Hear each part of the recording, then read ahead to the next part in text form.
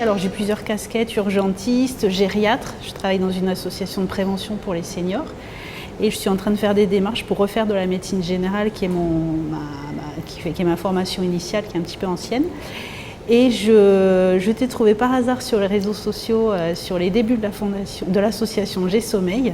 Le projet m'a beaucoup séduite dans ma pratique de gériatre, gériatre de prévention. J'ai fréquemment des patients qui se plaignent de leur sommeil.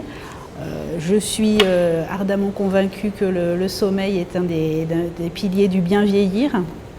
De plus en plus, à force de lire des choses sur le sommeil, je m'aperçois que dès la petite enfance, ça a son importance aussi.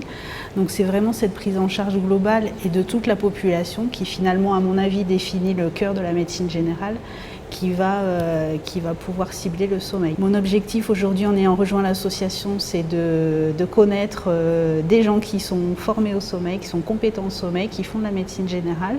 Et vraiment cette idée pas que des médecins généralistes, beaucoup de professionnels paramédicaux, des kinés, des dentistes, des psychologues. Et c'est vraiment cette idée de mettre en commun nos compétences avec comme seul objectif l'intérêt de la prise en charge du patient. Voilà, on a vraiment des patients qui ont des problématiques diverses et variées, qu'on a tendance souvent à mettre un petit peu dans des cadres.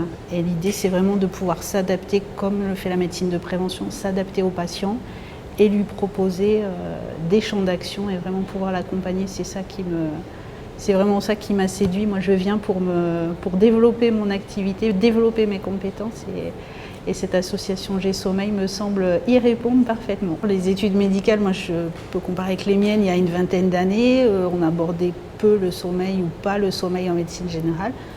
Je ne sais pas actuellement comment c'est, mais j'ai l'impression que ça reste encore un peu spécialisé.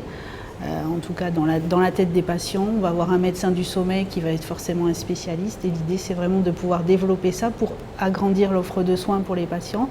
Actuellement, là, moi, les patients âgés que je vois en consultation, ils se confrontent à des délais de consultation qui sont de l'ordre du 4 mois, du 6 mois pour un premier entretien sommeil, alors peut-être pas un diagnostic, mais au moins pour une première approche sommeil.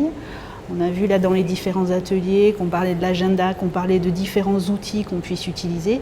Et vraiment, si on arrivait à améliorer cette première approche pour les patients, pour un petit peu débroussailler la problématique sommeil au niveau de la médecine générale, qui est le soin de premier recours, je pense qu'on ferait gagner du temps et aux patients et aux consultants derrière qui ont des délais extrêmement importants. Donc voilà, je reste convaincue que le patient peut déjà faire pas mal de choses. Toujours est-il qu'il faut qu'il ait des outils et qu'on puisse lui expliquer comment les utiliser.